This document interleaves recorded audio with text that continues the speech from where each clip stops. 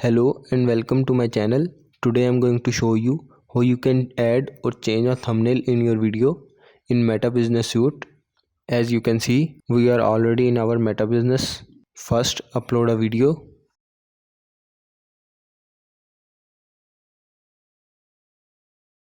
Once the uploading is finished, scroll down and here you see a section for thumbnail. Here you can see three options.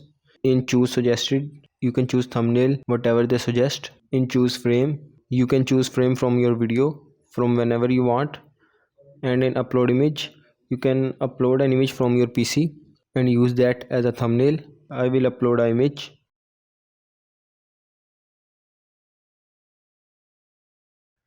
After choosing the image, go to next. Again click next and then click on share.